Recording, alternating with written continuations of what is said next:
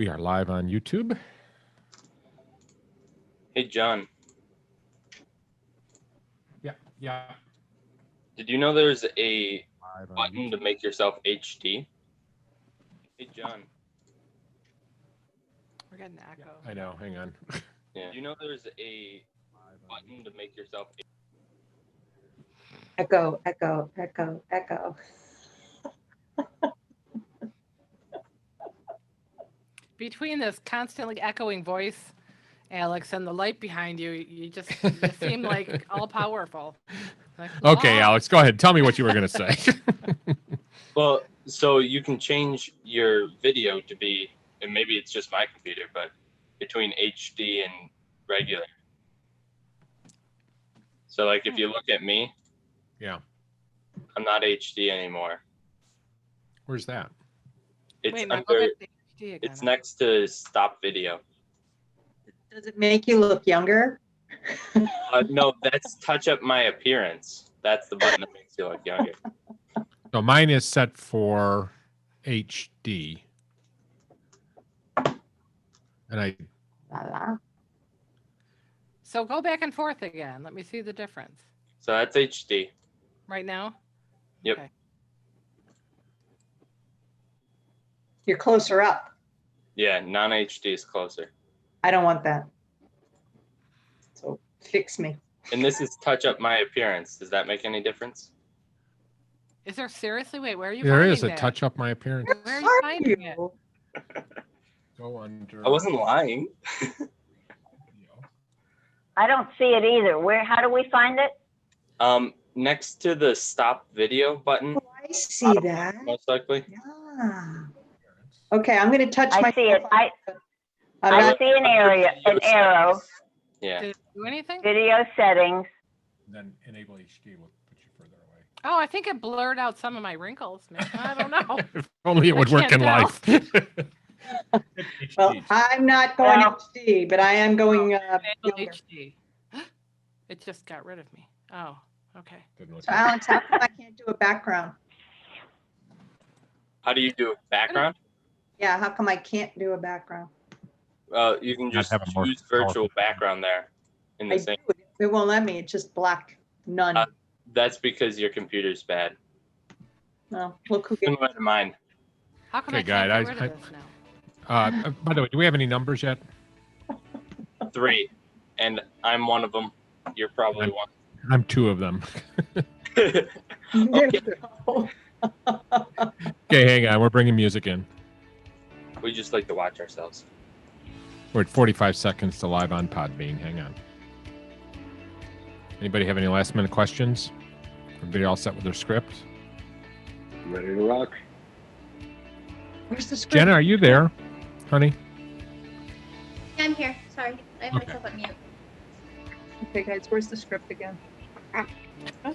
No. We're only 10 minutes before, and she can't find the script. Is it in the same email? Yeah, I don't know. I I'll sent find you an email out earlier. Well, no, I didn't. I just assumed you had it. I should know better. I'll send it in the chat. I think it's already in the chat. it. You're so funny. She joined after, probably. Yeah, because I don't see it. And I tried it. Okay, John, we're if- live if- with Podbean. Oh, I'm sorry. Go ahead. I was just going to say, when they go live, they think Podbean's at 3 o'clock. Why do we log on to Podbean at 2:40? I mean, why do we start at 2:45? I'm just We start asking for Podbean at- clarification. Yeah, we start at 10 of just so that people can have the time to get in there. Otherwise, they're. Okay. Yeah. Okay. Okay, hang on. Just Stand by. curious. And also make sure we don't have any problems. Yeah. We are live on Podbean. We are live on YouTube. Our backup systems are working.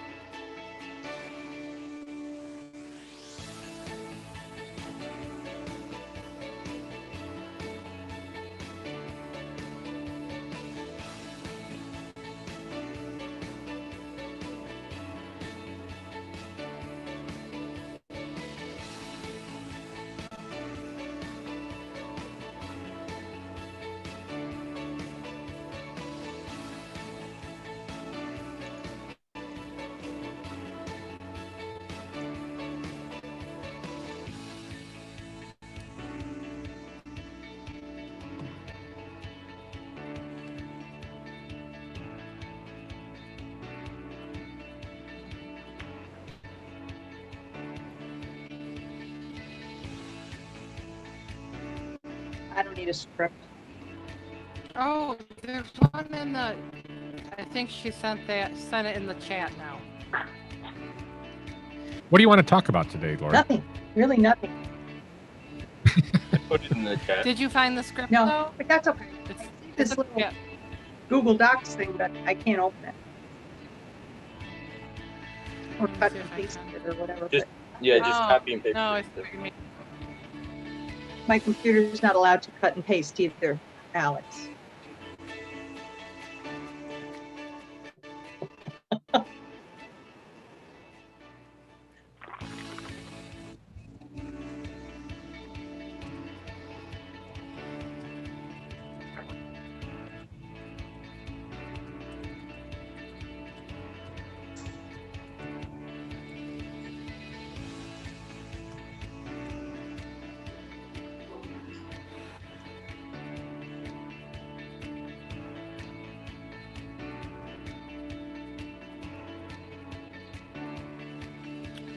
We're alone, by the way. Nobody's on.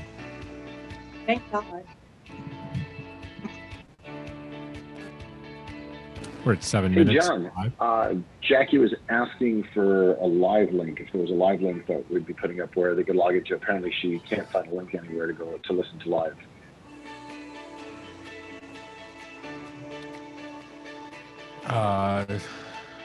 It's in LinkedIn this morning.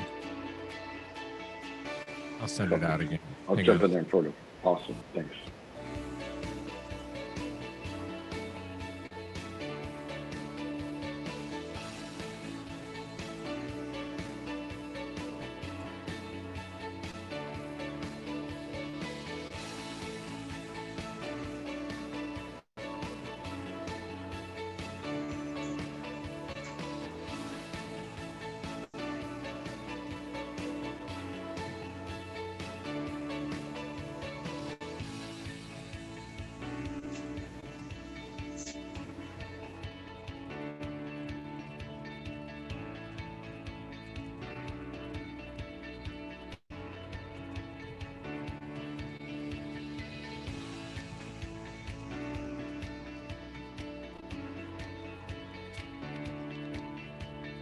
I think that's Jackie now. Ooh.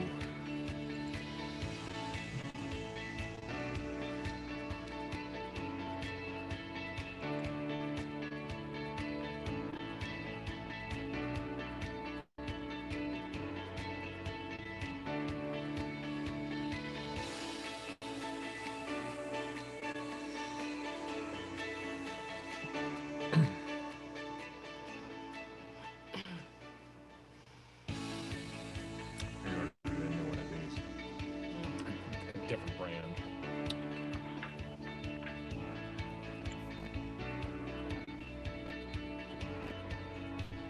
How's the studio sound and everybody else's? Are you getting us loud and clear? Yes. Okay. Crystal clear, sounding good. 5-minute warning.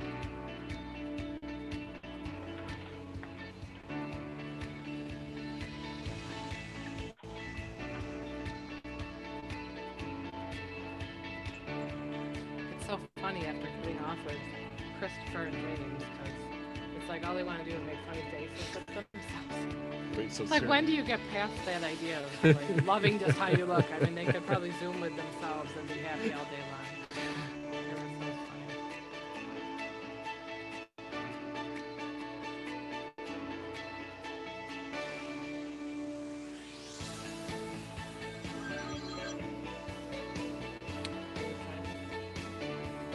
Four minutes, I think. Just push the button for me. No, it's a phone. Yeah.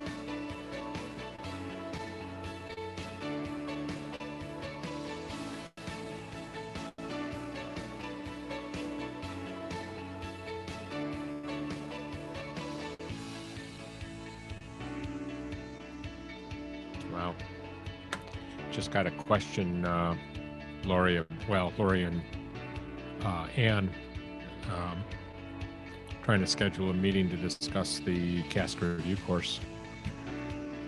That would be devastating to CASC if we are not able to do that course this year.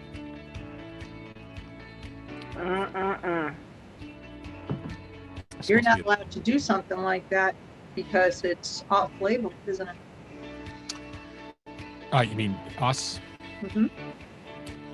It's an interesting question. I wouldn't be able to make any money from doing it, but, and I don't care. I mean, if we wanted to broadcast it, I guess we could do it that way. All about the money, John. It's all about the money.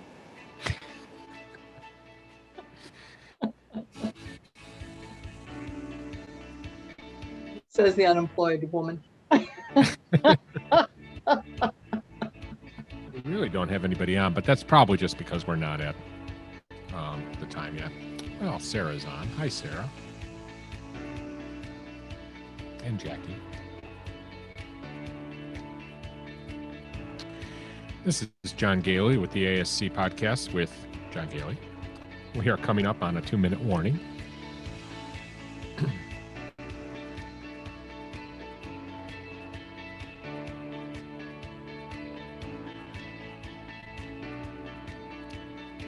There we go. And of course, somebody is calling me. Really? Oh, I don't you know. mean there. I thought Yeah, you meant yeah. on the pod feed, and I was gonna say, oh, wow. Put this up in- whoops. Right there. All right. Yeah. I bumped the top and it shrunk.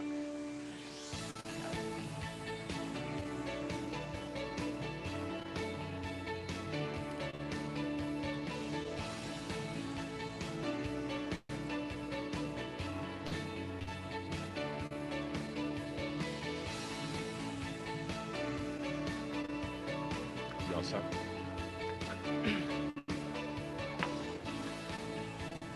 We're coming up on a 1-minute warning. Is everybody all set? Give me a thumbs up.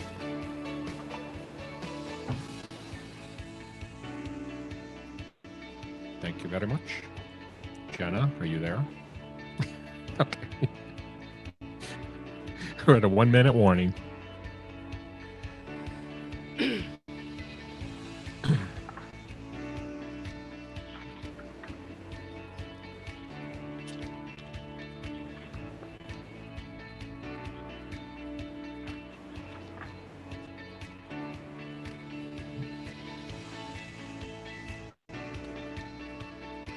We're at 30 seconds. Stand by for live.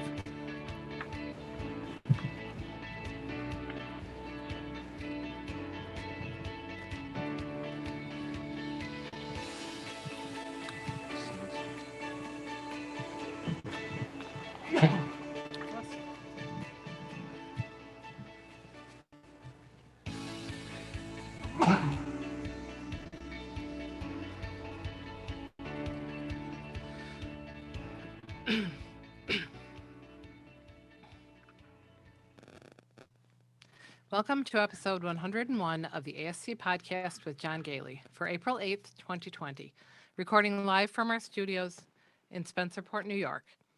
We would like to thank our sponsors, Ambulatory Healthcare Strategies, Surgical Information System, Encompass Healthcare Data Solutions, BHG Patient Lending, and Medicus IT. For more information about our sponsors, please visit our website.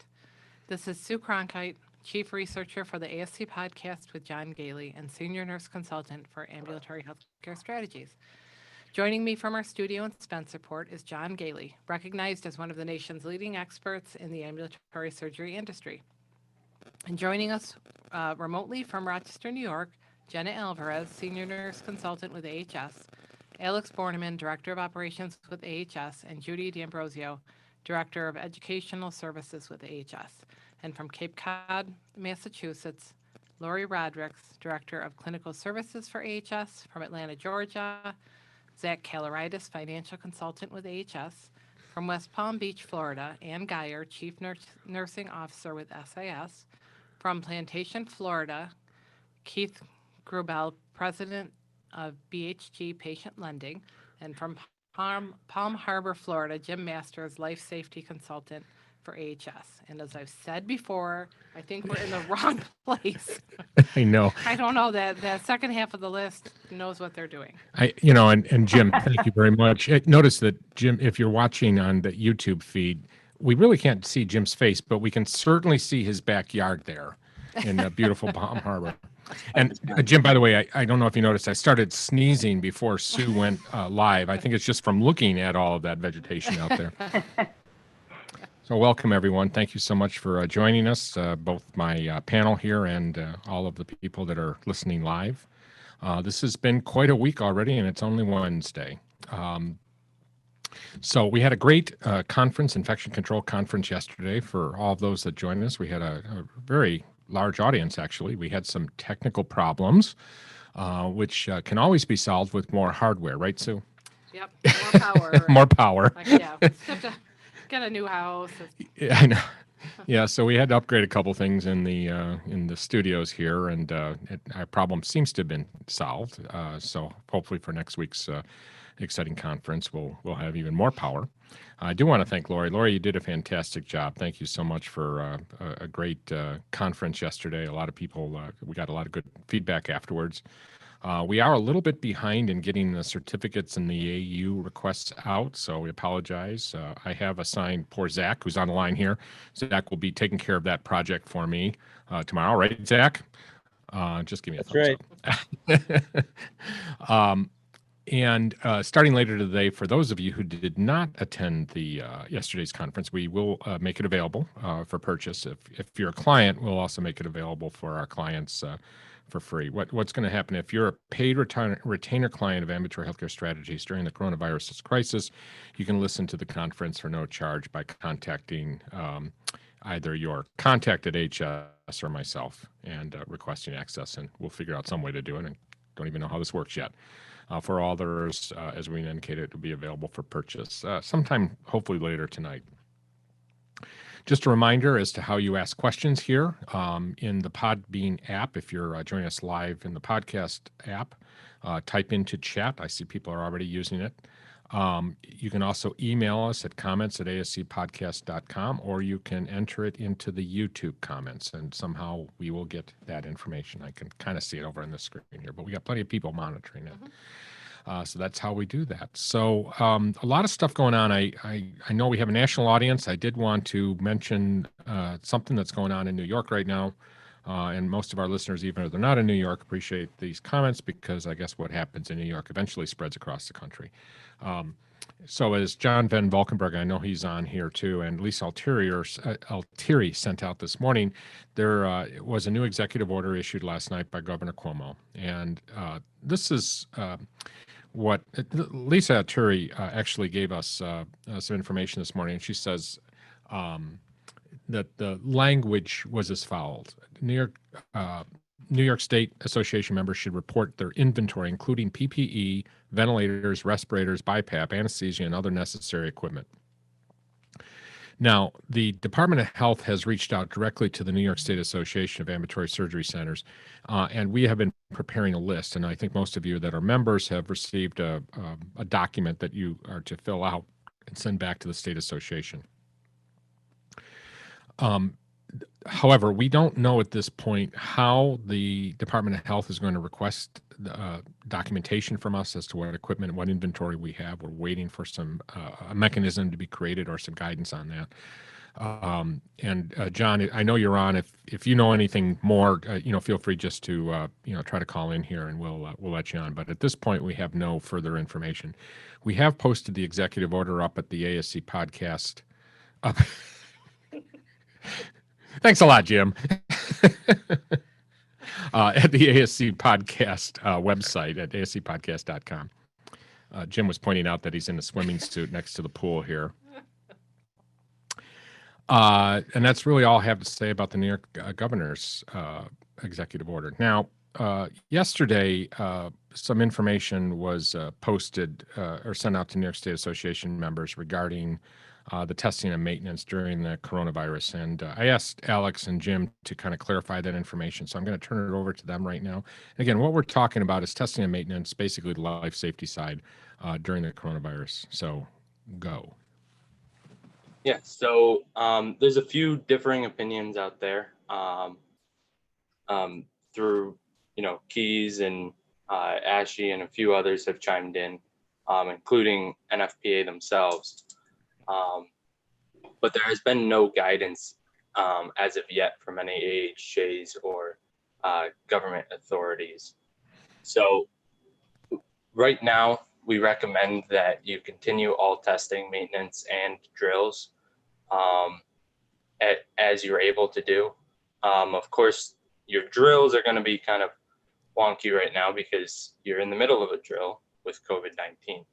So as long as you're documenting that, COVID-19 can count as one of your disaster drills for the year. So really, the fire drills are what should continue as well. And Alex, we posted on the website an example drill for COVID-19. Okay, Yep. so if you want to use that as a form for documenting the actual event, feel free to go to our website at ascpodcast.com. And Yeah, with I think- that too in there, Alex, that maybe if they have like staff that are doing some things, they might be part-time or just working a day or two a week, whatever they're doing outside of the center itself for the center, they might want to be documenting what's going on with that activity too. If they're contacting contractors or maybe landlords and building management companies, so that they can keep track of actually everything they're doing, get credit for what they're not doing at the center, but behind the scenes. Right. And again, we should stress, we kind of acknowledge that, a lot of people are, have their staff furloughed, and there's some difficulties in terms of staff in order to actually perform this testing and maintenance and drills. Who's going to be drilling if there's nobody at the center? So it really comes down to doing as much as you can and documenting why you can't do something if you're not able to. Most maintenance personnel, and that includes contractors and such, should be considered essential personnel. Most New York or most states have them on their list of essential personnel, and NFPA has actually recommended that governments put them on their lists. So they should be available to you for the most part to do this maintenance, including biomed as well. In addition, so you want to make sure that you're documenting any decisions that are made in regards to your maintenance and testing. Keeping that in your COVID-19 finder, and really making sure that when a surveyor comes in later and sees this gap, that you have an explanation for why you weren't testing during that period of time, whether it be because your staff was furloughed or maybe your contractor shut down and decided, well, we don't want to risk our personnel, so even though they should be open. A lot of times too, with, let's say, a third party sprinkler contractor or such coming to the center and no one's at the center, they can't get in. They were scheduled to come in on a certain day. You want to make sure that you're communicating with these companies so that they can continue to do their PMs and quarterly or whatever type of frequencies are needed. Good point. Absolutely. My dog is trying to voice his opinion about this as well, but so, and then that brings up a good point too about so now that after you've shut down, when you decide to go and then resume operations, the center should be making a significant effort once they've come back to the center. Before you use anything, make sure that you're testing it, and if you've had a lapse in regular weekly or monthly testing, that should be, maybe you do an annual test just to make up for that. Those would be the kinds of significant efforts that I would put in. Yeah, possibly start a new frequency on the date that you come back into the center. Exactly. And keep going, start all over again. Yep. And then there's also the issue as far as whether you should be submitting a request, an 1135 waiver request to CMS. Right now, we haven't seen any guidance that we should be doing this from a government authority. So really the waiver templates that have gone around, we wouldn't recommend using yet. And the current one from ASC really stresses, it refers directly to Joint Commission standards. So if you're not a Joint Commission site, those are not applicable to you. And then also it focuses largely on hospital regulations and requirements. For instance, things like your kitchen and other places where those are totally not applicable to your surgery center. So be very careful if you do decide to submit one of these waivers that you take out all of the stuff that does not apply to your center. And let's just be clear about what we mean by the 1135 waiver. What the states actually request the 1135 waiver. What we're at, if this were to happen, which again we're recommending not, what you're actually doing is notifying your CMS, local CMS area office that you're attaching yourself to that 1135 waiver. I guess it's a better term for that. Right. And But again, we're not recommending doing that. Going backwards just a little bit too, Alex had mentioned, when you reinstate your operations and you're back in to fire your equipment back up and everything, you want to make sure that you're following your manufacturer's recommendations on all the various equipment you have. We've seen some things last week in the GI where Medivator doesn't want you to shut down, right? They wanted you to continue. They've actually retracted that. Oh, they did. They're supposed to be releasing new guidance this week sometime, is what we heard from one of our listeners.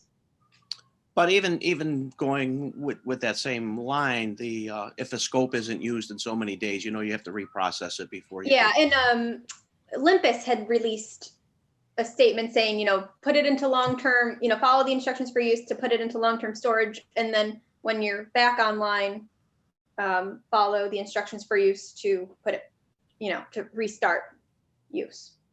So same would go with any patient care equipment used in the procedure room or ORs. Just check with that manufacturers and make sure that everything is in accordance with their guidelines. Exactly. Jim, I have a question, and Alex, in regards to the equipment, do you think that since many centers have been out of, have not been working for quite a while, that they should have their electrical checks redone? That usually is annual. Absolutely. Yes. Yeah. Like I said, I would probably start a new annual cycle when you reopen.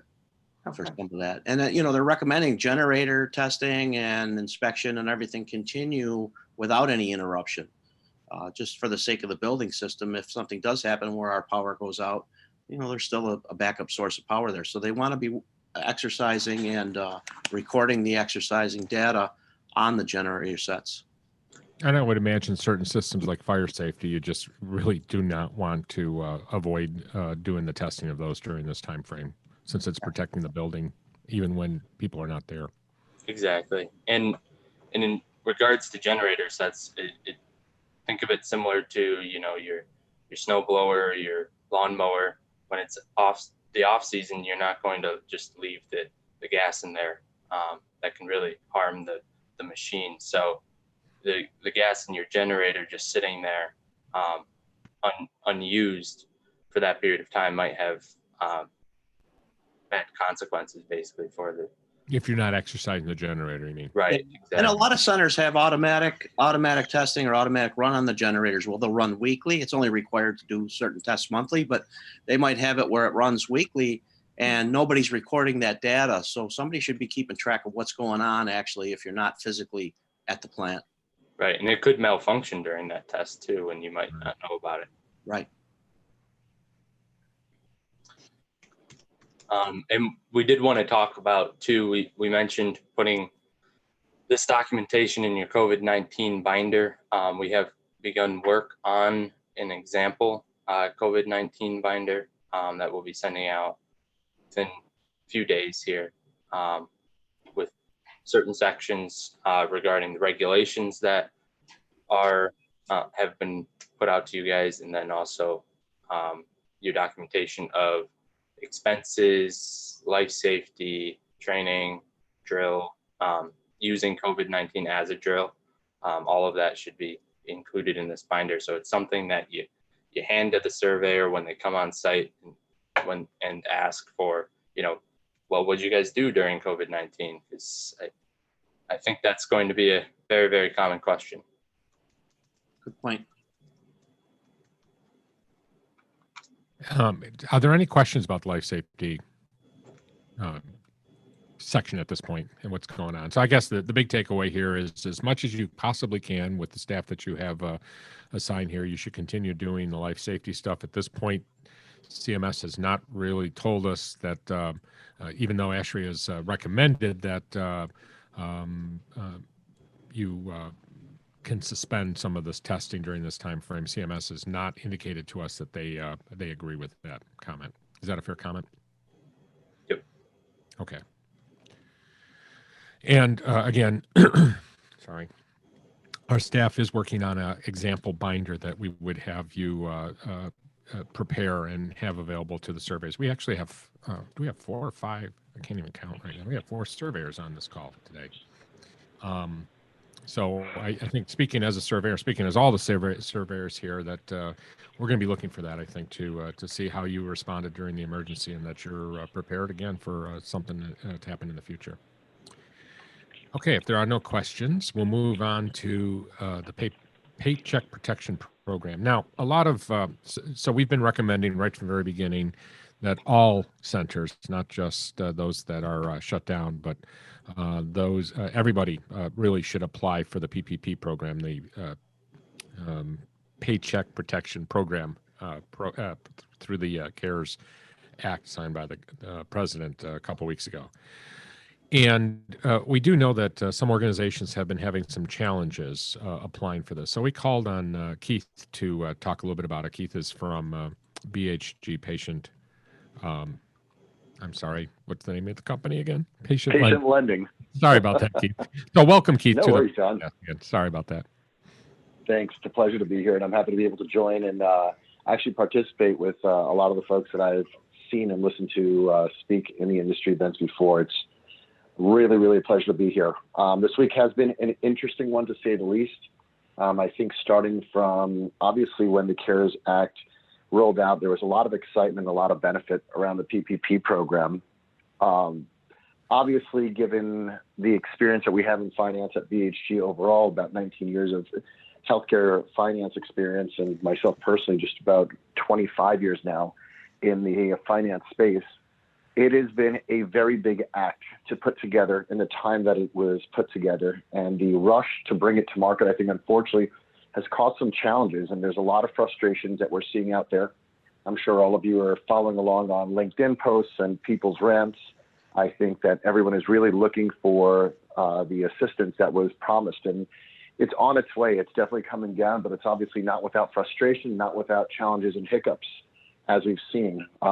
First and foremost, just to put in scale, anytime you're rolling out an undertaking this large, to be able to put it together in a matter of a week and a half and try to bring it to market, it's a monumental effort. And I applaud everyone who's been part of that effort, from the SBA all the way down to the individual lenders who are trying to provide these loans and help people out to keep people on the payroll, to protect people's paychecks, and to keep the economy working, especially in the healthcare space.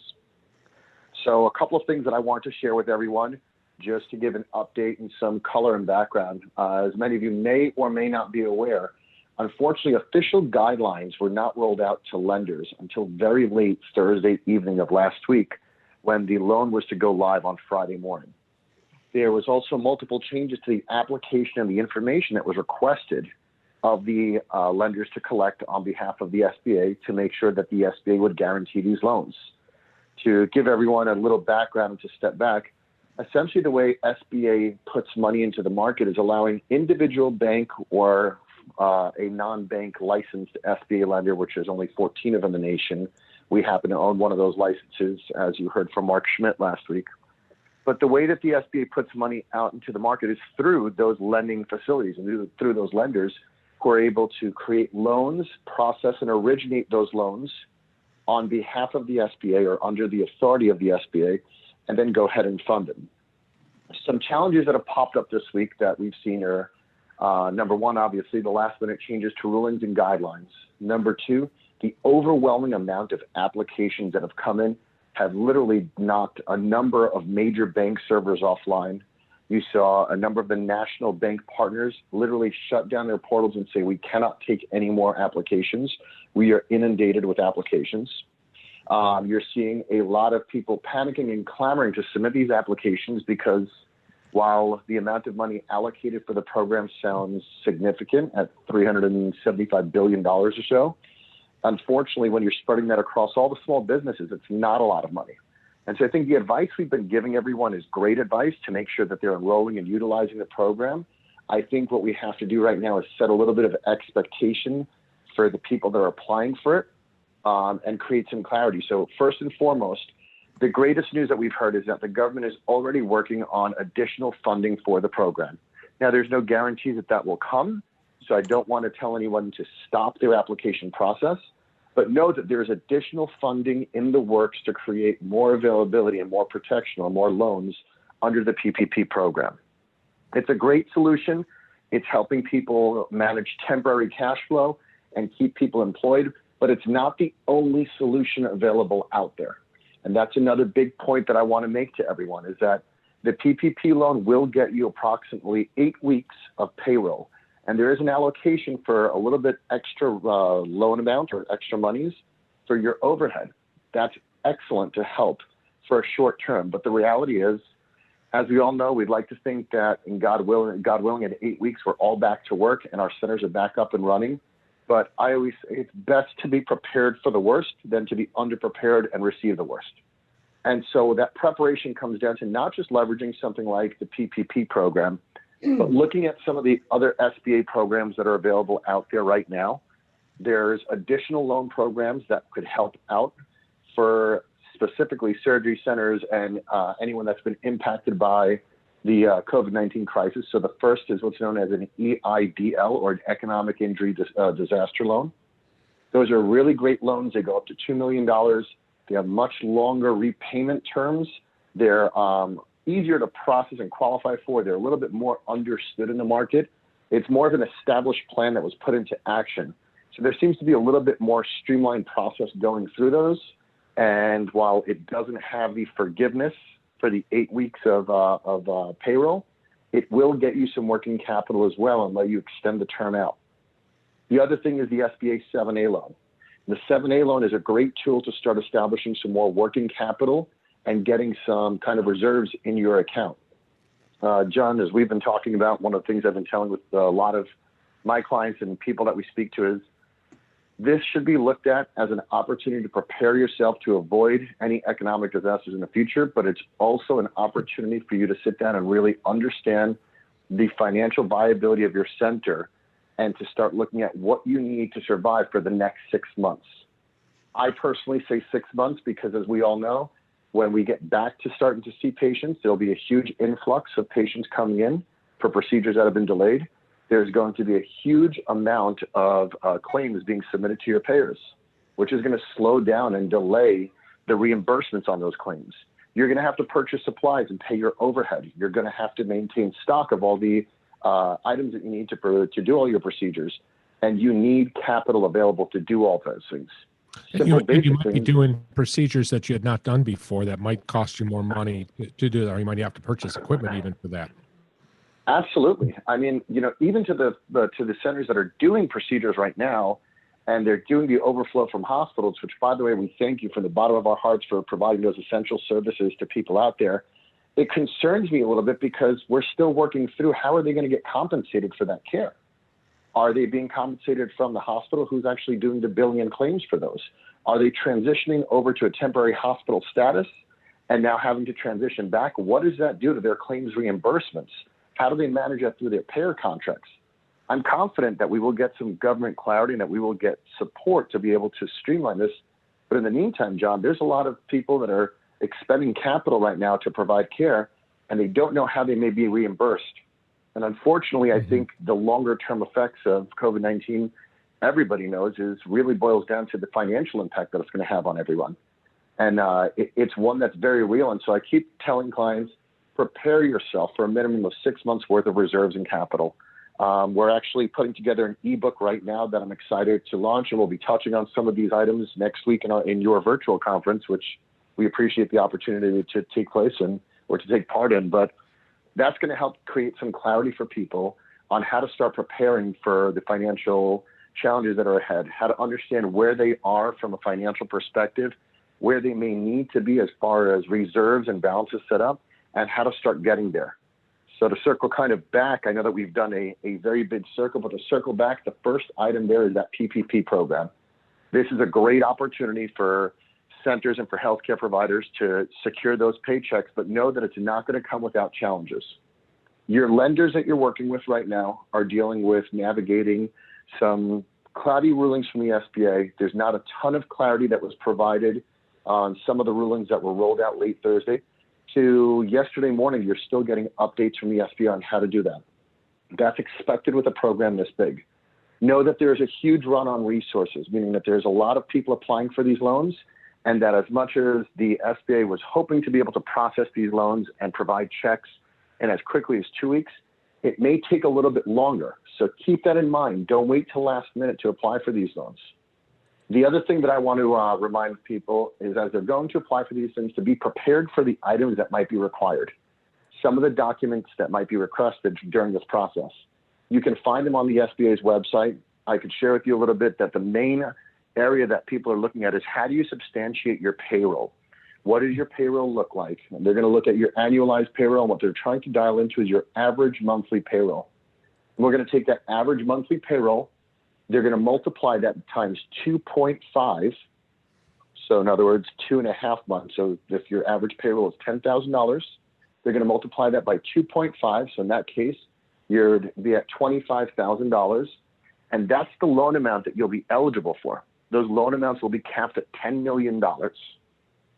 Just so people know the repayment on those loans, while the loan amount that is covered for the qualified expenses, for 8 weeks of qualified expenses, may be forgiven. Anything over that was utilized for miscellaneous working capital will have to get repaid. The repayment terms are 2 years on those loans, so they're pretty generous in the amount of time that you're given. And the interest rate is down at 1%. So it's a very, very, very affordable loan. It's a very affordable opportunity. Some of those areas that are beneficial to the customer are some of the areas that unfortunately are being a little bit challenging for the banks, because at 1% interest, obviously there's very minimal margins for a bank to be able to operate and to be able to provide capital to the markets without incurring costs. So that's some of what the government is working through, is how do they accelerate those capital, that capital to the banks to avoid banks taking a loss for originating these loans. So there's a lot of moving parts, as you can see, going through this. I think the main takeaways that everyone should be aware of is that the program is going through its bumps and bruises, which is natural. Again, when you roll out an undertaking of this size in this quick a period of time, we should almost expect that there's going to be some delays and challenges. So get involved immediately, get involved quickly, make sure you have the information available for your lender, and complete that application as soon as possible. Make sure your lender that you're working with, by the way, is a licensed SBA lender. It's another big point that I want to make. Make sure that they are a licensed SBA lender and that they're accepting applications. This way you can ensure that your application isn't being brokered or pushed over to a third party, but that you're going directly to a lending source who's eligible to make those loans. And lastly, don't let the PPP be the only solution that you look for. Really take inventory of where you are from a reserves and cash flow perspective. Make sure that you're looking for longer term financing that sets you up for success, and continue to be evolving and looking at everything in your financial house to prepare you for long-term comeback and growth through that comeback. As you were speaking, I just got an email from our bank because we've applied for one also, and it's funny because I'm not going to mention the name of the bank, but they wrote back and they said, "Please don't email us. We will email you when we have more information." Don't call us. We'll call you. That's Well, don't call us. We'll call you. Yeah, it's so listen, the SBA's website itself crashed multiple times over the weekend, from what I understand. It's we have a country full of people that are hurting and that need this program. I want to make sure that this message isn't discouraging to people, but it's setting realistic expectations, because I always say, John, if you set realistic expectations, you know what you're dealing with. We all know how to proceed from here. I think a lot of people were really hoping that this was, I'm going to submit an application, it's going to get instantly approved, and I'm going to get a check in 48 hours or a week or so, and everything's going to be hunky-dory. And unfortunately, it's not. And so my big point there is to make sure you're understanding the timelines that it may take for you to get this benefits, and to be preparing otherwise. So if that means looking at a temporary working capital loan through a direct lending source and getting some quick working capital, absolutely take advantage of that opportunity.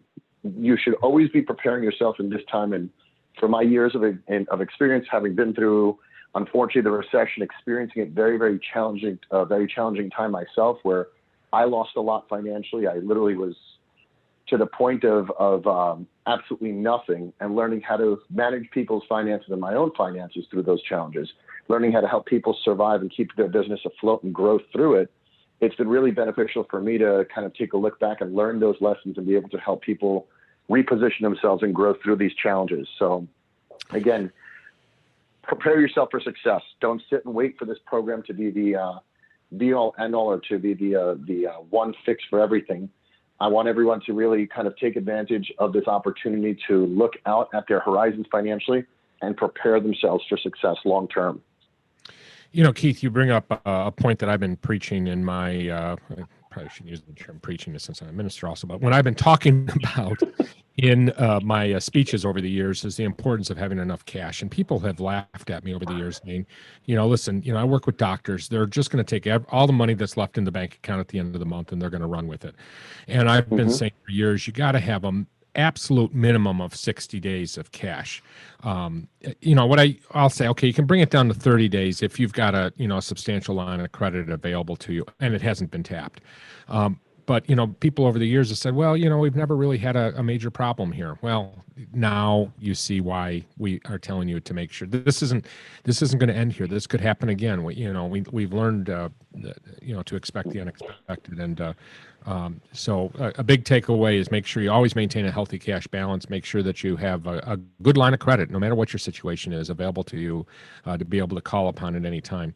And I think that your takeaways here is definitely sign up for the PPP program, the Paycheck Protection Program, but understand that that's only 2 months worth of money. You're probably going to be more than that. Payroll and a little bit of overhead. You're going to need to That's get correct. more than that. Yeah. And to get to your point, I mean, I guess we're I'm a little bit more conservative. I generally tell people you want to be sitting on at least 3 months of cash. And I know it seems like a lot of money, but it's easy to set aside and to develop that kind of a fund to be able to create it. And here's the reason why I say that, John. In markets like we're experiencing right now, you're seeing financial catastrophes in a lot of areas. Banks are already tightening their line of credit restrictions. Yeah. So that line of credit that you may have had that was untapped, chances are slowly but surely they're either raising the credit score requirements for it, reducing your available credit. They're going to change lending guidelines sooner or later to tighten and limit liabilities in the event that this economy does not recover at the pace that we're all hoping it will. So I tell people lines of credit are great to have, but those can get called very, very quickly. And at the end of the day, the old saying stands true, cash is king. Yeah, I agree with you. And I'll certainly revise my recommendations. I guess people won't be laughing at me anymore when I say that you need that much cash. At least we'll be able to.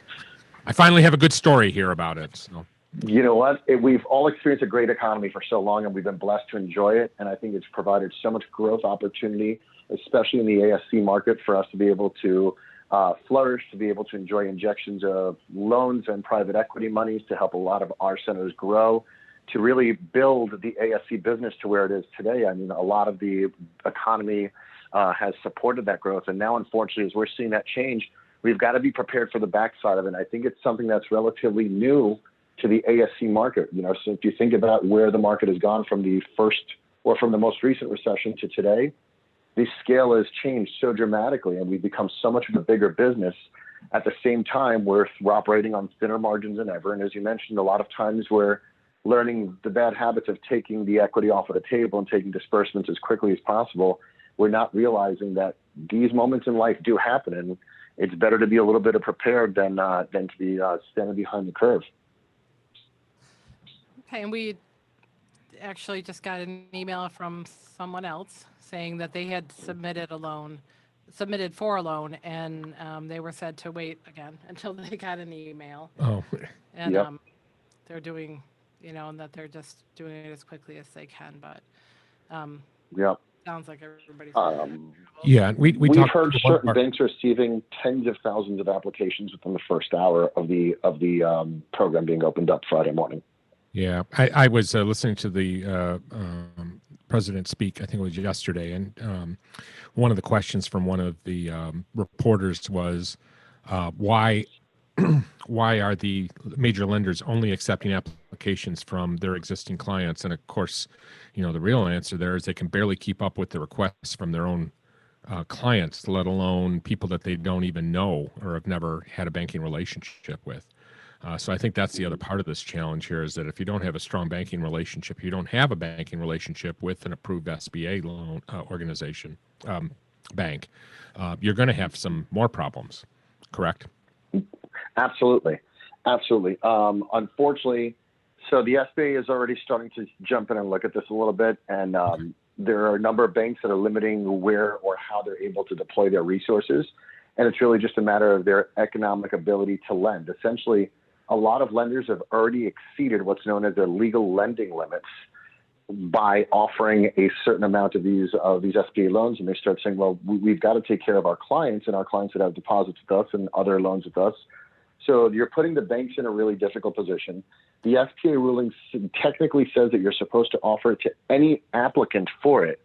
So in certain aspects, the SBA ruling requires that banks open up to everyone, but we haven't put banks in a position to succeed in this rollout. I think that's the big takeaway is we were hasty to get a solution to the market, and there's a lot of the details that are still being worked through.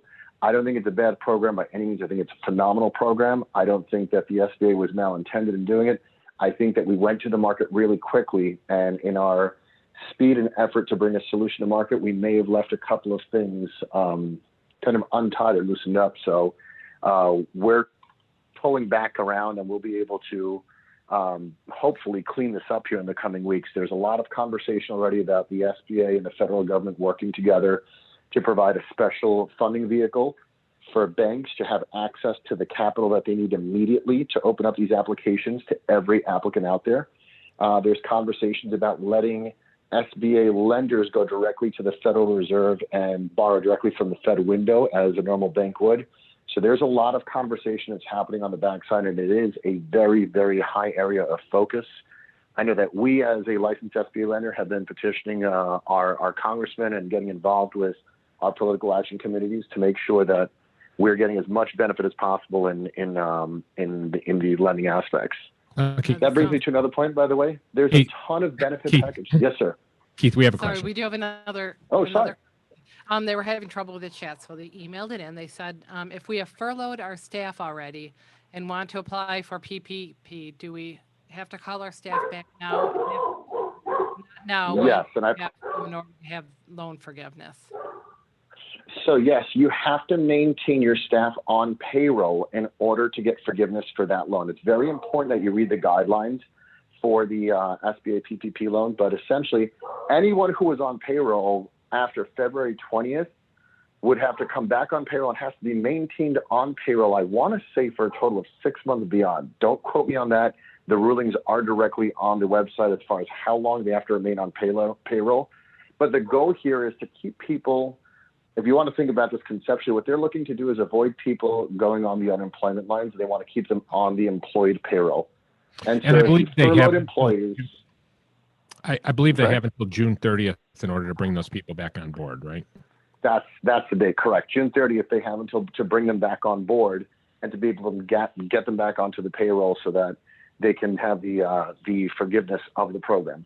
As you get, by the way, as you get through the application, there is a detailed breakdown on the last page of the application with all of your due dates as far as when they come back on, how long they have to stay on, et cetera. Okay, and is that just for full-time staff or do part-time and per diem staff count? And actually, I can answer that because we have a different industry Did you here. just go through it? Yeah. Well, because So our per diem, again, you're looking at the total payroll amount too. That's how you figure out the calculation. That's correct. Per diem staff are not actually considered employed staff, shall we say. I think what we're trying to say here is that you're going to want to maintain that same level of employment. So if you're looking at a 8-week period of time, you're going to want to have that same level of staff after, or at least by June 30th that you had before you let people go. So it's not so much that they're going to look at count; they're going to look at dollar amounts. And again, it's they are less than. John. They're actually looking on the newest version of the application. They are looking at both. They're asking for your employee headcount and the dollar amount of your payroll. So thank you for the clarification. When they're looking at the head count, are they looking at full-time, are looking at FTEs or the actual head count? I don't have clear definition of it. I'm trying to jump online and be able to find it. I know that all of the information is on a clear document on the SBA's website that walks through exactly how the PPP program works, who they are on there. Now, by the way, if you have, I know that some contracted employees that may have not been able to get counted into your headcount, they could apply for the PPP themselves as well.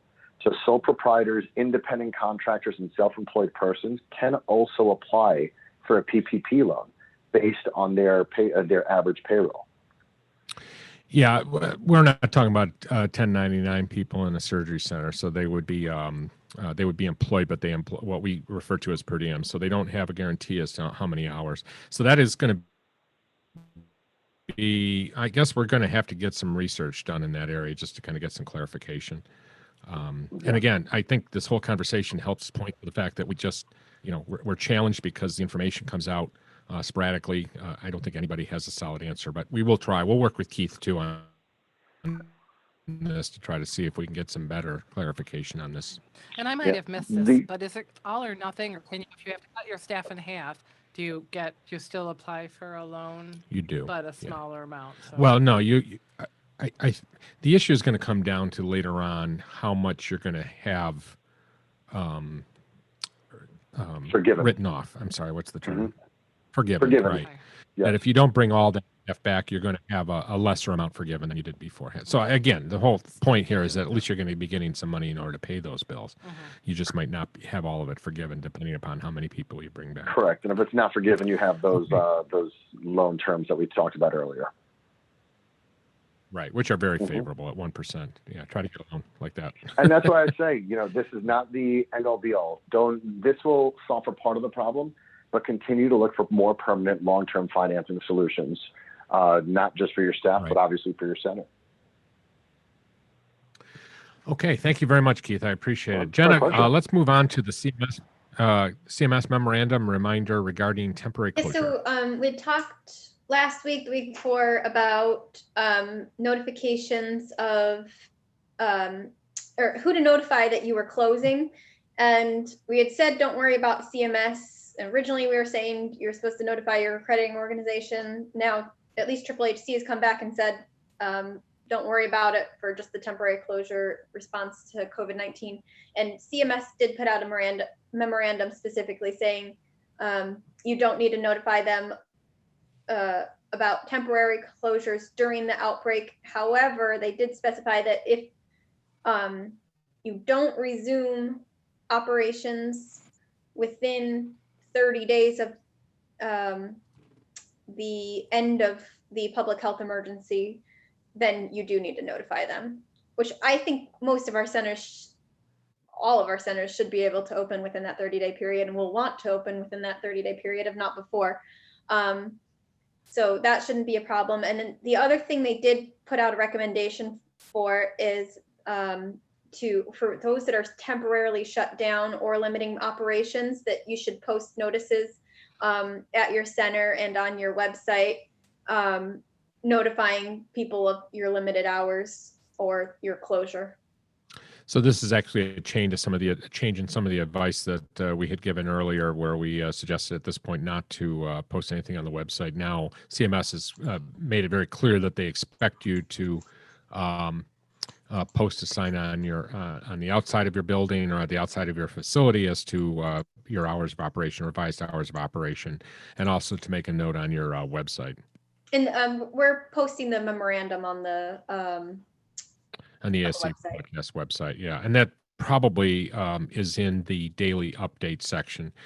Just an FYI, we provide a lot of good information on the ASC podcast website. The most up-to-date information is under the section referring to the daily updates. There is another section where we have like an action plan, and that unfortunately is a little bit behind. So if you want to know the most recent information, always go to the daily update. And I did not, I just remembered I did not post today's daily update to the website. I'll do that after the episode today. I apologize about that. Do we have any questions about the memorandum?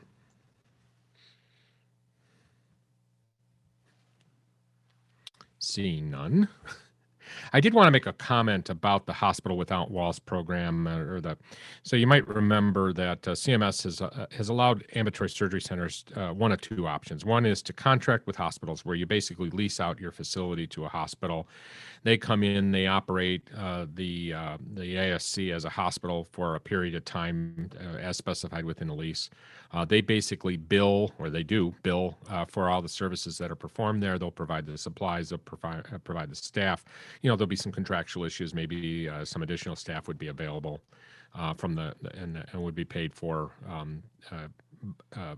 under the contract between the hospital and the surgery center.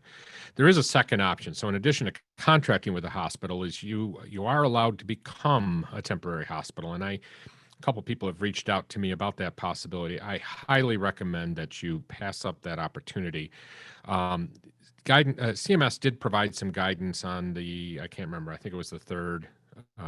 Remind me, guys. Was it the third? Well, they provided some guidance basically showing, indicating the process for doing that. The issue comes down to what regulations do you follow? We would presume, and I think on a morning call today, we as an organization kind of agreed that you're probably following the conditions for participation as a hospital. However, I would venture to say most of us in the ambulatory surgery industry are not aware of what the conditions for participation are. I happen to know some of them because I work with hospitals over the years, but they're much more.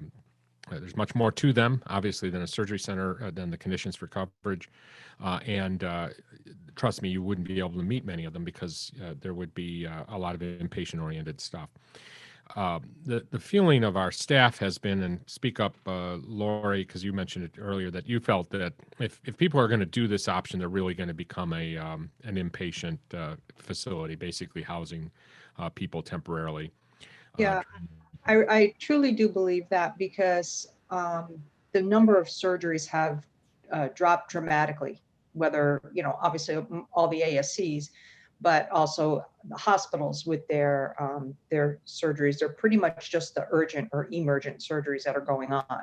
Mm-hmm. So they've even taken their staff, a lot of their staff that aren't participating in that anymore, because their numbers have dropped dramatically, and have put them throughout the hospital in situations where hopefully they are comfortable performing their functions. When you look at the hospitals that are being built, or the sites that are being changed into hospitals, such as in New York, the Javits Center, in Massachusetts, the DCY Center, they're putting up tents, the boat, the huge ship. They're talking about maybe hotels that could serve as hospitals. Well, those are going to be to take care of patients that are ill, not patients needing surgery. And your surgical center is probably going to do the same function, but more on a critical type basis, not your, I don't want to say run-of-the-mill patient, because every patient that is hospitalized is there for a reason, but they're going to probably send the ones that are going to need oxygen and those type of supplies that you have at your facility that a tent wouldn't have unless it's piped in, or a hotel won't have. So I would imagine you'd be set up as a triage unit for the sick, and not for the surgically needed. But that's my opinion. Yeah, again, we are really not recommending going down that route. There's so many questions as to how you would be regulated. If you read the notice, which I think we posted on the website, maybe not. We'll update it tomorrow. We'll post it on the website tomorrow. Um, there's just too many questions there, and I think that's then you're no longer an ambulatory surgery center. You're going to have to switch back to an ambulatory surgery center after you're done. There's regulatory issues. If you read the regulations, they talk about the possibility of surveyors coming in and surveying you during that time, albeit mainly for infection control.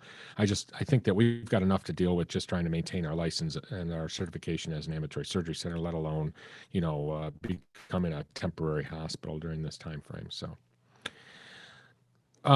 Ann is also online with us here, and I thought Ann would talk a little bit about staffing in the stay-at-home environment. So go ahead, Ann. Well, most of the centers that I work with are finding that they can't do cases. And what crossed my mind after listening to Lori's podcast yesterday and our last podcast on Friday was we talk about working from home, but your nurses aren't equipped from working from home. Unless they have an additional task, such as writing up reports for QAPI, doing infection prevention reports, the things that the nurses do that are your clinical providers of care, they're at home, and now they have a new role. They're either teachers, they're watching their kids who were in school before. I think what I was struggling with was they don't know where the money's going to come from if they've been furloughed, and Keith's suggestions were excellent, but it doesn't help today. They're trying to control expenses at the surgery center, but what are our nurses doing? And what I'd like to do, some of them are leasing their nurses to the hospital, and I'm with Lori. If I'm an OR nurse and they want to send me to the ER to work, I'm a duck out of water. You do not want to do that. If you're a PACU nurse and they send you to a medical oncology floor, well, the pace is totally different. So I think that the nursing staff has to feel comfortable because they want to provide safe care. And the government needs to protect the nurses by saying you're not going to get sued, kind of like the Good Samaritan Act does. You do the best you can do under the circumstances, and the lawyers can't come in afterwards and say, well, you should have said no to that job.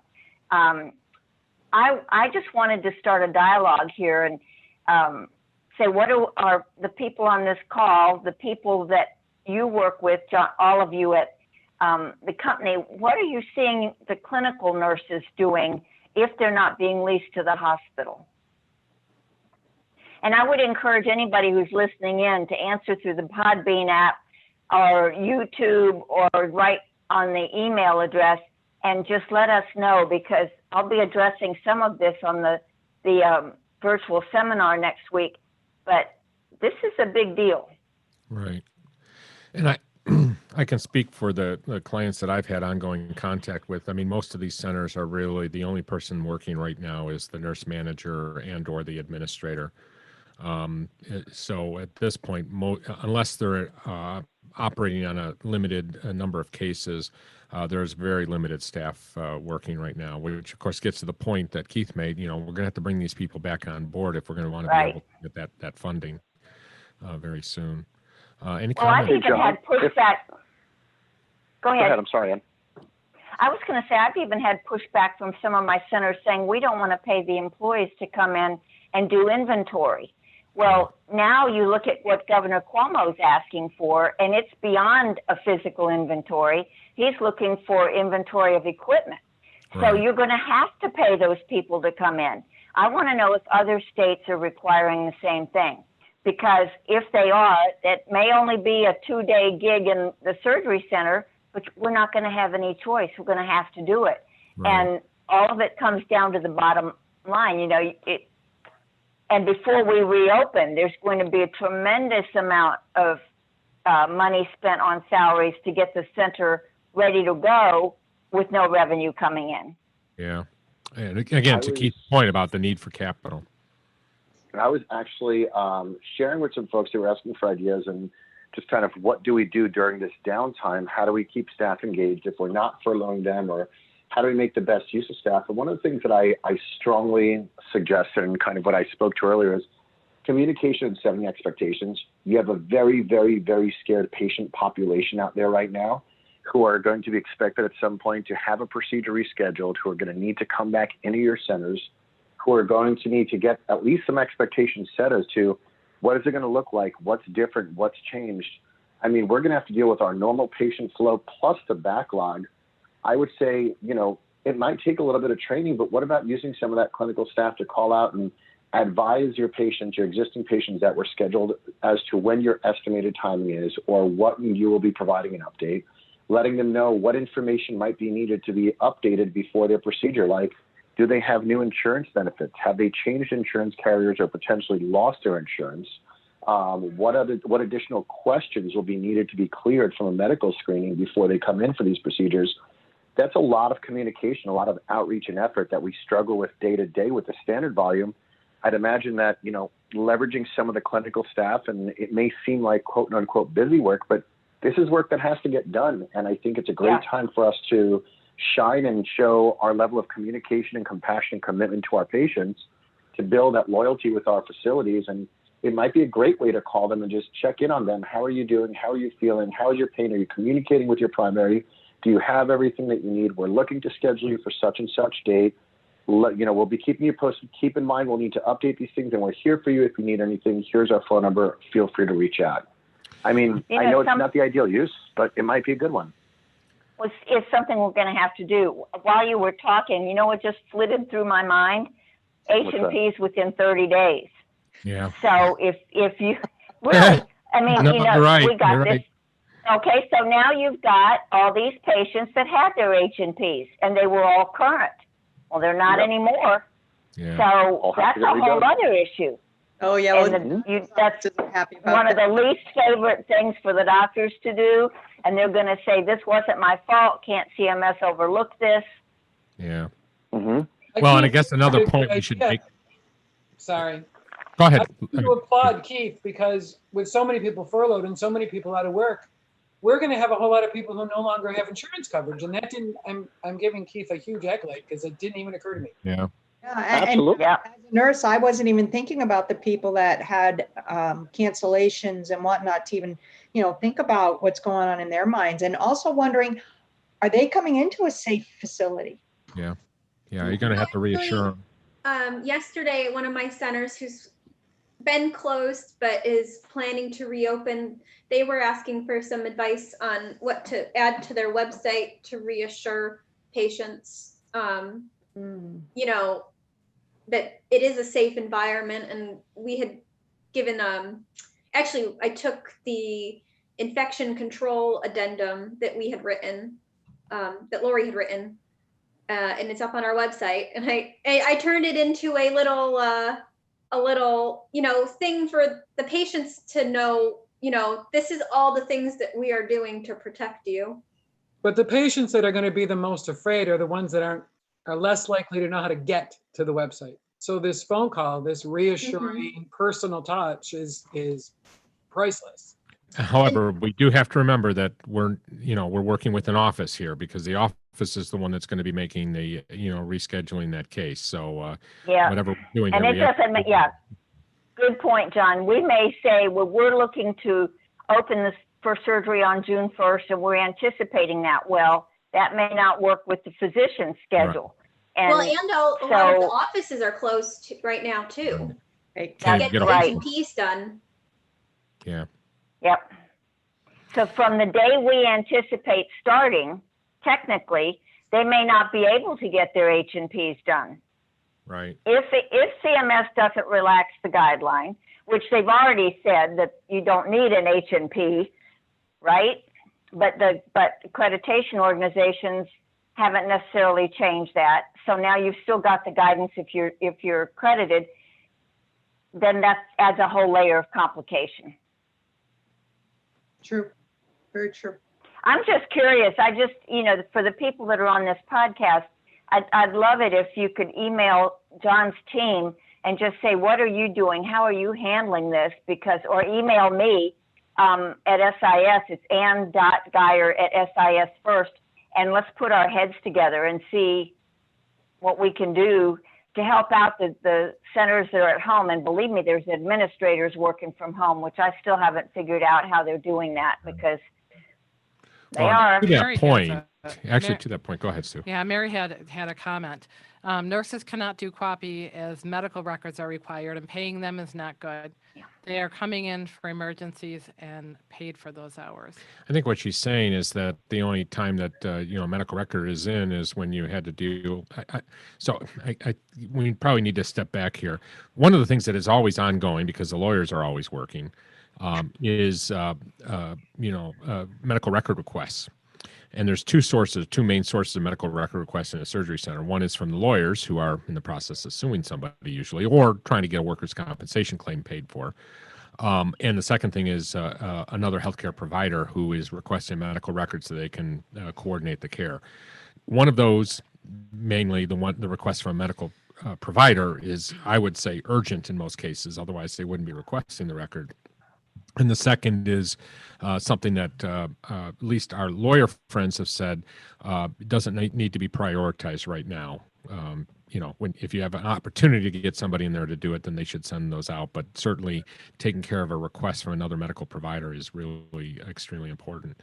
To Mary's point, what she's saying is that how do you continue doing copy if you don't have access to medical records and the medical records are not up to date? That's a very good point.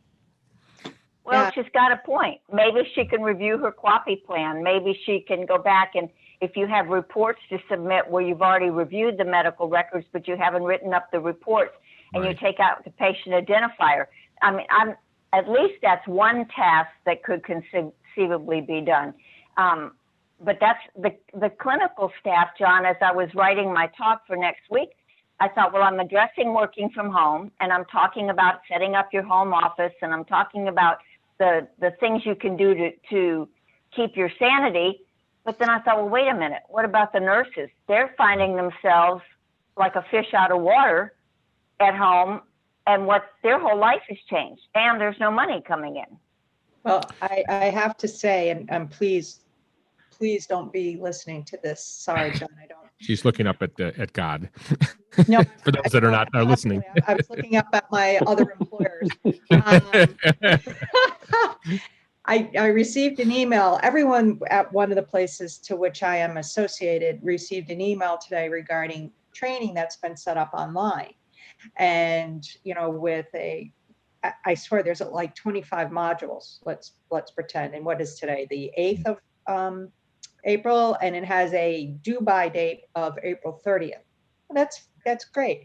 So I responded with a thank you very much. And how do you want us to keep track of our time to put in for payroll? And there's That's crickets right. in my house right now. And I'm getting all these little, text messages from other staff saying, thank you, thank you, thank you. So they were expecting you to do it without being paid? No, thank you for asking that question, because I was the only one that stood up and asked. And I said, just bring casseroles when I'm unemployed. Yeah, but Lori, that's a good point, because we've been told that if the employees are furloughed, we can't ask them to do anything. We're not even supposed to contact them. So if you send them some mandatory in-services they have to do, you've just violated the furlough law or rules. Yeah. Right. Well, I think the majority of us are per diem staff or whatever, but I just kind of laughed. I was like, I know everybody was. Oh, I know. Yeah, Question. yeah. Well, I have an Well, at idea. this point in time, they are looking for It was the not money. John. And Right, it wasn't me. So I have an idea. This is a great segue. You really did a great job of setting this up. So I have a great idea as to what you can do Okay. during this time. Maybe you should attend like a virtual conference. Is Zoom. What a surprise. And we just there just happen to happens to be one. we just happen to be sponsoring the New World Conference 2020, which is going to be next week. We had to do this pretty quickly because our issue right now is we just don't know when people are going to be back to work. So we're putting together this conference. We put it together very quickly. It will be the 14th and the 17th, which is a Tuesday and a Friday. We didn't put them next to each other just because we felt that given that, well, first of all, we can do that. And also it'll break things up a little bit.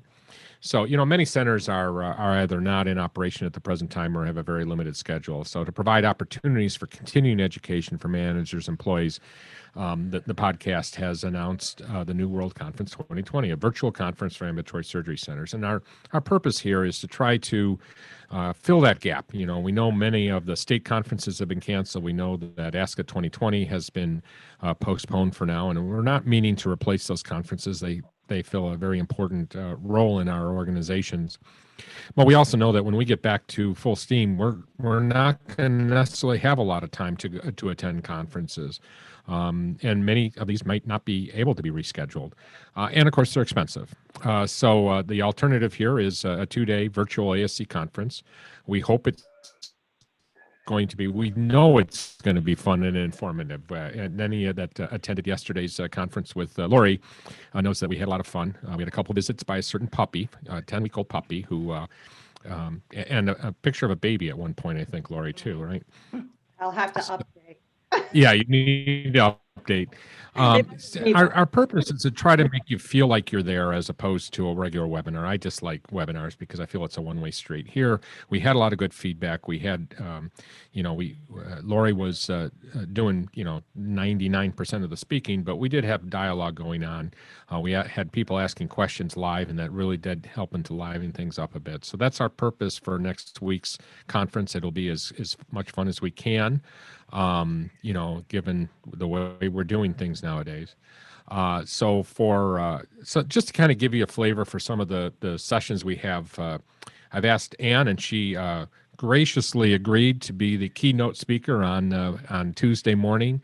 And she's going to speak about surviving the challenges of a changing world. And I know she's been working hard on that presentation. So Ann is, of course, an incredible speaker. She's well beloved by everyone. And I know that she's going to kick the conference off very well. And then Lori and I are going to do a session on survey preparedness, where we're going to talk about how to be prepared for a survey. What are some of the survey challenges now? We're going to talk a little bit about how surveys might be changing a little bit in the next couple, I guess I should say years, as a result of what we've experienced here. And anytime I do a session on survey preparedness, it goes over very well, simply because people always want to know, what are surveyors looking for, and that is our purpose there.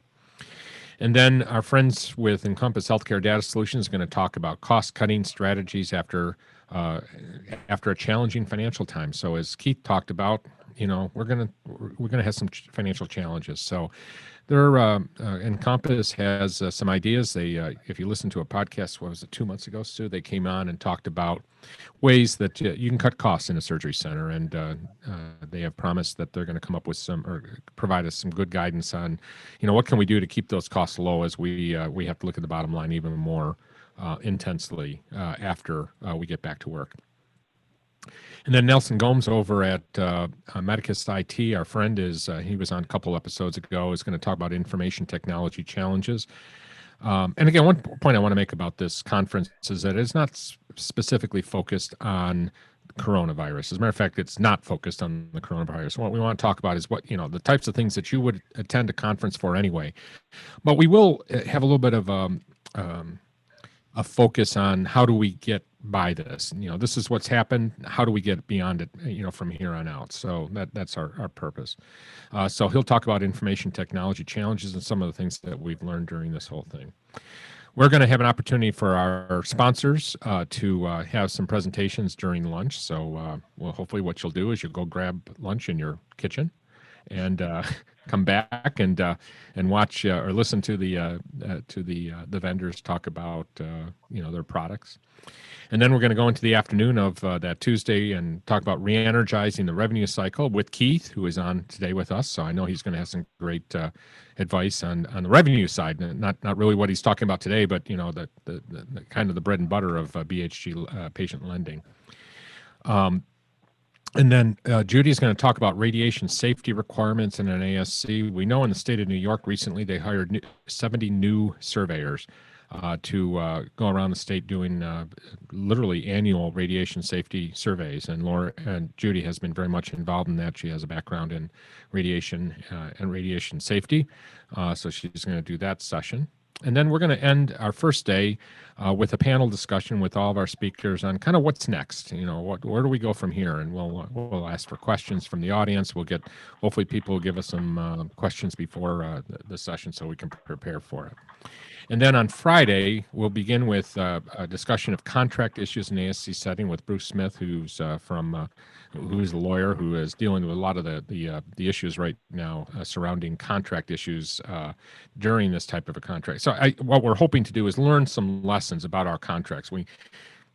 There's always out clauses in contracts, and we never really read that section of those contracts to figure out what would happen in the case of like what happened here. So he's going to give some advice on how to make sure in the future we're well prepared for good solid contracts. And then Victor Alves, who is a pharmacist, is going to talk about current issues in pharmacy, including USP 797 and 800. A lot of the issues that all of the surveyors will speak about or will attest to here. We are always having problems with pharmacy, multi-use vials, labeling of syringes, what happens if you have outdated drugs and things like that. And then Alex and Jim Masters are going to talk about disaster response process, kind of some of the lessons that we've learned in the trenches in the last couple of months here on the disaster preparedness, making sure that we re-energize our disaster preparedness program. And then we're going to have a session with Laura Spring, who was on this podcast probably about 2 weeks ago, talking, and she's going to talk about FLSA and personnel issues, an area that most of us are kind of weak on because we don't have a lot of training in personnel issues in the as nurses or as administrators like myself. So she's going to talk about the very basic stuff, really, I think. And to begin with, we'll talk about that, and then also what the impact is in difficult situations such as we're going through right now.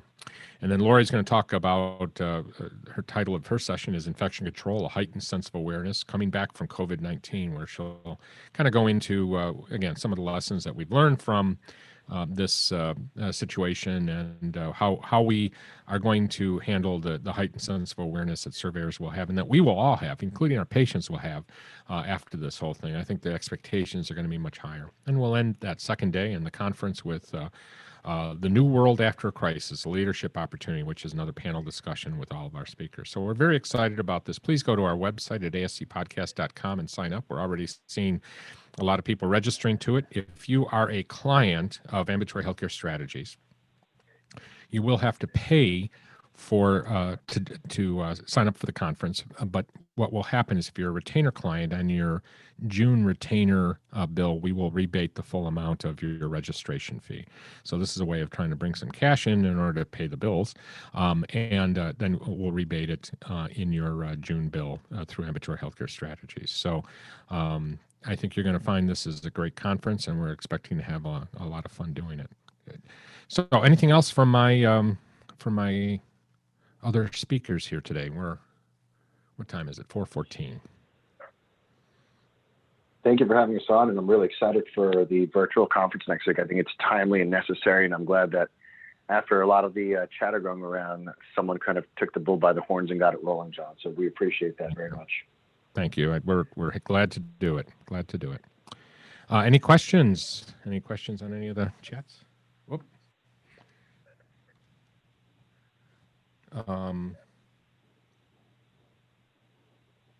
I can't read that. Can somebody read the comment on YouTube? Oh, I don't have YouTube. Can somebody copy it? Maybe. Don't look at me. Okay, hang on. I got it. Well, Holly, oh, do you have it? Okay. Yeah. So Beth said we plan to bring back some of her staff with the SBL to work on competencies that need to be updated, policy review, education, and prep for certifications. And he's currently working with a retired infection control physician on education for the community as well. So that's Beth up in upstate New York. Thank you, Beth. Thank you, Beth. Yeah, nice work. Okay.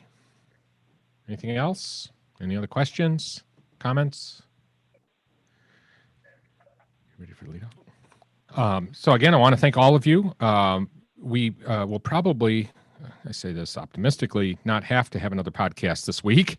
Our expectation is to have one on Monday at this point. Of course, if anything does break, or if anything not break, well, something comes up that's very urgent, we reserve the right to come back at a moment's notice here, and we'll keep you all informed. And with that, yeah. Oh, I'm sorry. Hang on one second. You'd think by now I'd know this whole thing. Well, that's it for this episode of the ASC Podcast with John Goehle. Join us again, and please consider becoming a patron by going on our website at ascpodcast.com and spread the word about our podcast with your friends and colleagues, and do us the honor of hitting the subscribe button. Remember that the patrons help pay the bills here, keep the lights on in our wonderful studios, and we really appreciate all the people that have signed up to become patrons of the podcast. The sound editor for this episode is Susan Cronkite. Executive producer is John Goehle. Research assistance is provided by Susan Cronkite, Jenna Alvarez, Judy D'Ambrosio, Alex Borneman, Zach Kalritis, Lori Rodricks, and Ann Geyer. Music is provided by Media Sushi and Mike Noah. The ASC Podcast with John Goehle is hosted on Podbean and is available on all major podcast channels. We actually have a question. Oh, okay. And thank you for sending that in, Judy. If a patient had been exposed to an employee who later had been tested positive, does the patient have to be told, and by the surgeon or the ASC? So I guess I think wondering. So if who the would patient has tell been the exposed patient? to an employee who later had been tested positive, does the patient have to be told, and by whom? I think what you mean, Yeah, by whom, the by surgeon or the surgeon ASC? or the ASC. So I'll answer what I know for now. So I think the question is, does the patient have to be told? So the answer to that is that, as we've been saying all along, you need to communicate with your local health department any exposure with somebody in the public. So if you should be telling your staff, obviously, if somebody has been exposed. But when it comes to the patient, you contact the local health department, and they'll give you advice as to what to do. Does everybody agree on that one? I would agree with that. I mean, if the physician wants to do that outside the realm of the center, you can't control the physician, but you as the center would not take the lead on that. Have we been getting any feedback from people that we've advised to this, what they're hearing from the Department of Health, or is it so? That's a good question, Sue. Yeah, it's been somewhat, I mean, my experience has been somewhat mixed. Yeah, some of them in the beginning stages told the center to that they needed to shut down and tell the patient. And then later, I really haven't getting a lot of feedback. I know that some of these centers have actually had challenges in even getting a hold of the Department of Health, the local health department. That's what I wondered, because we suggest that, and it's great, but it's sometimes they can't get a hold of them. And I think it's probably changing all the time as you get more and more people testing positive. They react less severely to it because they feel like it could happen to anyone.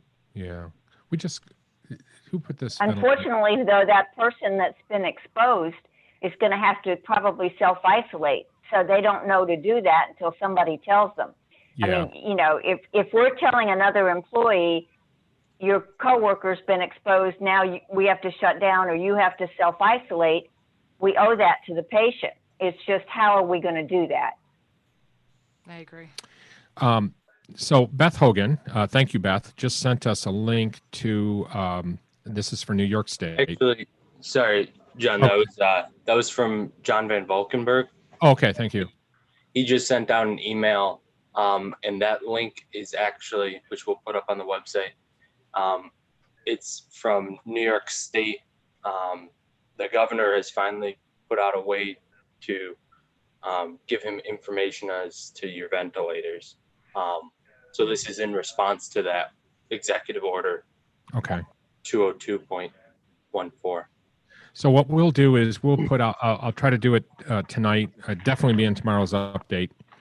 And again, we post the update on the website. I know I'm a day behind on this, but what this is, I just clicked on the link here. It goes to a website where you enter the name of your business or practice, your name, and information about the model and the number, the model, the quantity and the model of your anesthesia machines currently in your practice. So it does actually get into, there's a question, do you have excess PPE available? Oh, thank you. I didn't go all the, oh, heavens, this is long. Yeah. So it's not just ventilators, even though it's labeled ventilator survey. Yeah. Yep. Okay. So this is the answer that we've been looking for. Right. Did we read this? Beth's idea about what to do with? Yes. We're so sorry. This is Anyway. yeah. So thank you for all of your feedback, and wow, we're really on top of things here. You're getting the latest news as it comes in. And again, so a ventilator survey did come out from the state. This is, of course, for New York State centers. We'll post that and certainly be in the update tomorrow. Any other questions? Any other comments? I have a comment. I just got an email from a dear friend of mine who's also a pharmacy consultant. And one of the things that he said, so this is for any of you centers out there, his concern when it comes to medication shortages, that propofol might be big on that list. And I would tend to agree with him pretty much because of the fact that people on ventilators might be Oh, good point. like a propofol drip so that they stay comfortable and they're not fighting the ventilators. And with that, he's also talking about maybe like fentanyl and those meds, which again would be used in that setting, and our IV solutions. So I'm not telling you to go out and stockpile, but I'm telling you to make sure you have what you're going to need to re-up. To get started, because the last thing you want is to get permission to start doing your cases again and then not have the items that you need to move forward. Yeah. But what a perfect timing to open that email. But he's right. I agree with him wholeheartedly. We know many of us lived through the last propofol shortage, and some of us got our propofol from England and then had that recalled. So we don't want to be going through that nonsense again, and antibiotics too, because they are using antibiotics. Thank you. So those are things I think we should be talking about. I'm looking at all the people on the call here right now. When we have our panel discussions next week on Tuesday and Friday, I think those are very good things to start trying to predict what's going to be our challenges as we move forward. So. Yeah. Okay. Go, Sue. Sorry. This podcast is an educational and operational tool and is not intended to be a comprehensive resource for all rules, regulations, and standards that an ambulatory surgery center must meet. The advice provided should not be considered as, nor does it constitute legal advice or opinion. When reviewing specific situations involving legal and regulatory issues, attorneys and other professionals should be consulted. This has been a production of Eden Group Development. All rights are reserved. We would like to thank our sponsors, Ambulatory Healthcare Strategies, Surgical Information System, Encompass Healthcare Data Solutions, BHG Patient Lending, and Medicus IT. For more information about our sponsors, please visit our website. If you're interested in advertising or sponsoring the ASC podcast with John Goehle, please email us at info@ascpodcast.com. We would love to hear your questions and comments. Please email us at comments@ascpodcast.com.